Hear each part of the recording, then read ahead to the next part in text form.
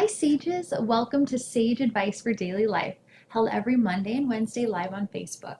This is a weekly wellness experience created just for you. Today I'll be discussing the Enneagram, my all-time favorite personality profiling system.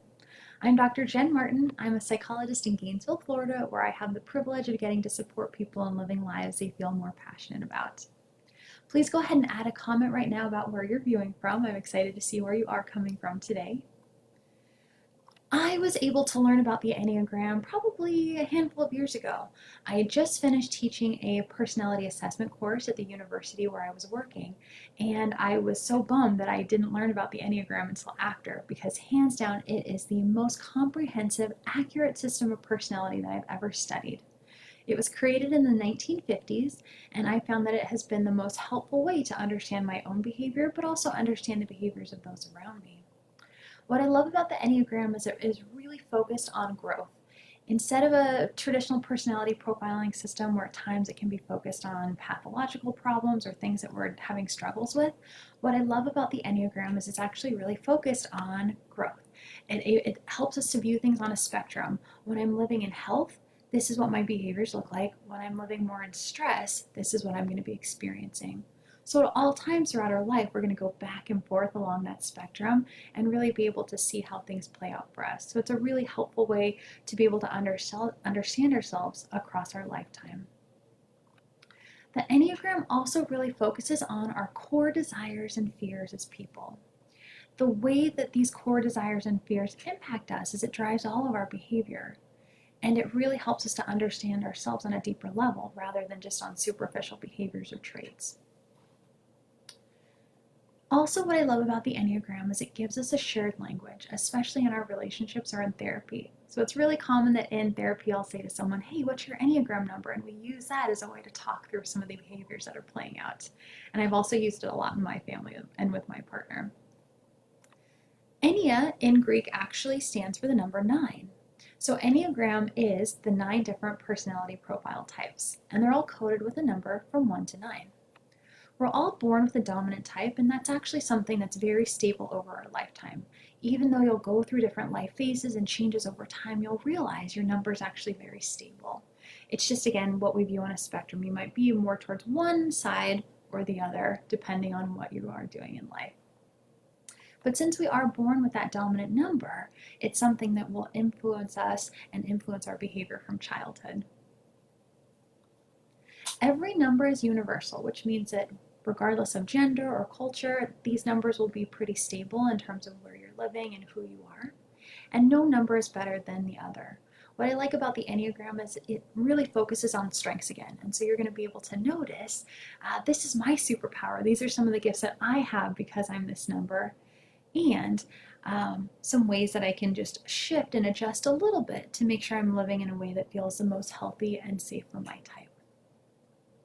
Also, the number value doesn't matter as well. So if you are a higher number, like a 1 or a 2, that doesn't mean you have a better personality than someone that has a lower number, like 8 or 9. So just know that they're all equally helpful and that they all have their own unique strengths too.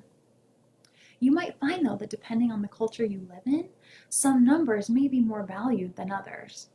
So in a collectivistic culture, for example, you might find someone that's a 9 or a 2 may be more valued than someone else. Versus in an individualistic culture, you might find that an 8, for example, may have more value. Interesting. What's also helpful is that all of the numbers are connected. So as we're growing, as we're learning and developing as people, we have the chance to improve and to access different aspects of those different personality numbers too. What I also love about the Enneagram is it can be very complex. I'm just going to give you a very foundational knowledge today, and I hope it really gets you excited about it so that you do your own research and can really understand the more depth of it. I'm not even going to talk about the wings today or the instinctive centers, but you'll be able to look at that on your own. So it takes some time to find your type. I'm going to post at the end of the video a test that you can view, either a free test or a paid test to figure out what number you are. But honestly, it just takes a lot of practice with reading through these and having a conversation with some people that you care about.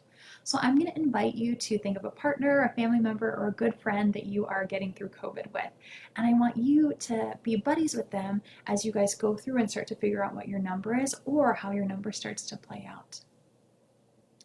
And what's helpful is that at the beginning, well, actually, one of the challenges is when you first start to type yourself, you'll feel like you're stuck between 2 or 3 numbers. That's really normal. It can be hard and tricky to figure out, well, which one am I?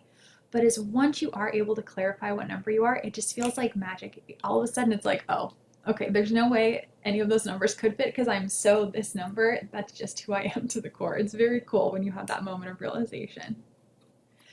If you're getting stuck as well, don't think about how you interact in your work life. Really focus on how you interact in your intimate relationships. So with family, with partners, things like that, because that's when we really let our hair down. Those are the people that see us, see all sides of us, especially when we're getting stressed. And so that can be the most helpful way to identify what your natural number is, because in times of stress, we always go back and revert back to how we are automatically. If you already know your Enneagram number, go ahead and type it in, especially when we get to your number. Or if you think that this is your number when I talk about it, feel free to put it in too. So we are going to start in order, and we're going to start with number 1, the reformer or the perfectionist. So I want you to think about Mary Poppins, Hermione, or Ned Stark as I'm discussing this one. So ones are fantastic because they're very conscientious. They're orderly, they're disciplined, and they really have high ethical standards. They want to do what's right or wrong. They really feel like they're on a mission to improve themselves and to improve the world in some way. And they're going to be the first ones that are going to be able to look at a situation and tell you what to fix or change because they can see it so clearly. What can be difficult about being a one, though, is because they can be prone to being perfectionistic, critical, and it can be hard to let go and just have fun because they're so focused on accomplishing what they feel is right. One of the core desires of a one is being good and having integrity, and one of the core fears of being a one is being wrong or being bad. Okay, on to number 2. I'm excited about number 2, which is the helper or the giver, because I'm a number 2. And is my mom, and is my sister-in-law. So 2s are people like Mother Teresa, Samwise Gamgee, and Desmond Tutu. So 2s are often characterized as being very generous, empathetic, warm, considerate. They are people that can often pick up on the needs of other people, sometimes even before the other person can. And so they're incredibly open-minded and caring because they're able to be so focused on other people and be very loving and giving when they notice those needs. One of the challenges of being a 2 is that we are prone to forget our own needs. If we're so focused on others, we can be prone to people pleasing and to feeling like we have to learn or we have to earn love from other people. And so that can lead to feelings of resentment if we don't feel like we're appreciated or seen or valued for what we've given. So a core desire of 2 is being loved and appreciated, and one of the fears is about being rejected or unwanted.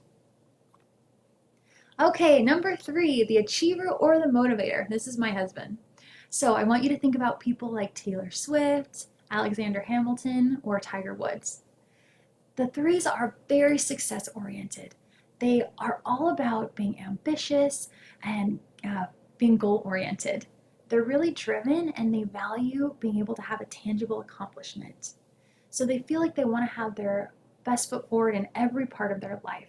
So they're really focused on building their skills and their talents. And for 3s, you're often going to find them collecting degrees and certifications because they love the feeling of being able to show that they've accomplished something significant. One thing that can be difficult about being a 3 is they can be prone to being very competitive and also being workaholics.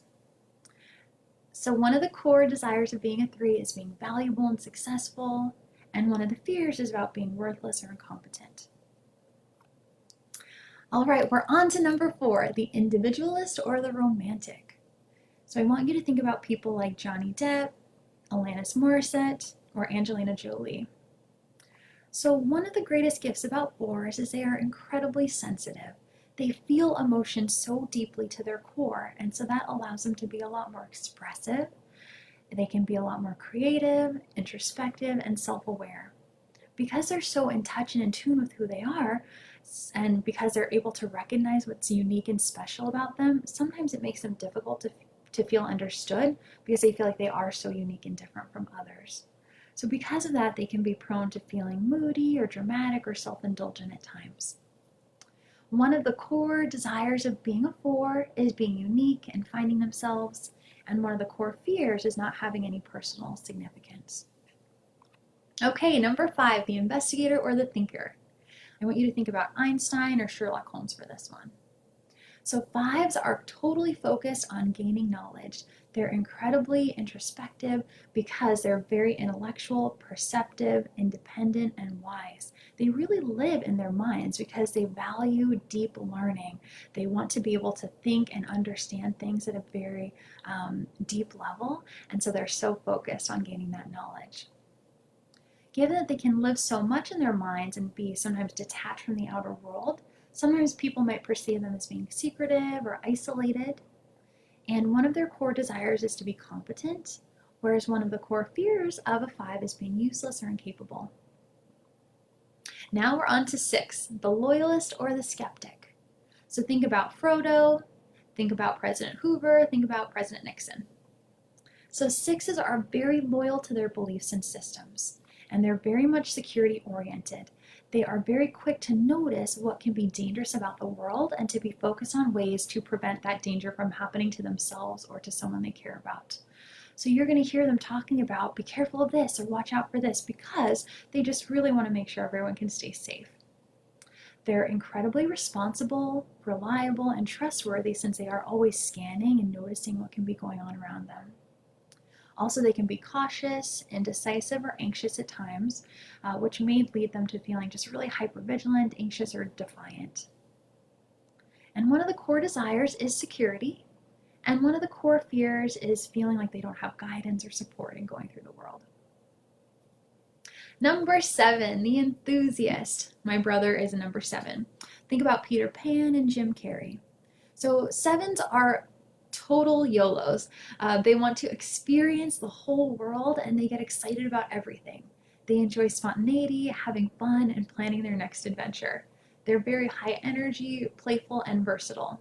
And since they're always seeking the next thing, they want to be able to have it all. Sometimes what can come from being a 7, though, is you might be prone to feeling scattered, you might be prone to avoiding discomfort, or being reckless because you're so focused on the next high. One of the core desires of a 7 is having all of their needs met and being satisfied, and one of the core fears is feeling like they are being deprived or missing out in some way. Number 8, the challenger or the protector. So think about Martin Luther King Jr., Dr. Phil, or Olivia Pope. So 8s are incredibly confident. Sometimes they can be perceived as domineering or powerful, and they really want to show the world that they are strong, assertive, and can control their environment. So you might think of a snowplow. They're really creating a path for themselves and people around them. And they can use their strength and assertiveness in a way that can really feel heroic and that can feel inspiring and can help people get the things that they want.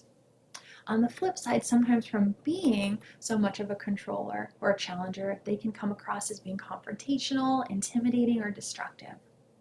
So one of the core desires of an 8 is protecting themselves in their inner circle, and one of the core fears is being weak or being controlled by others. Last one, the 9, the peacemaker or the mediator. So think about Mr. Rogers or Abraham Lincoln.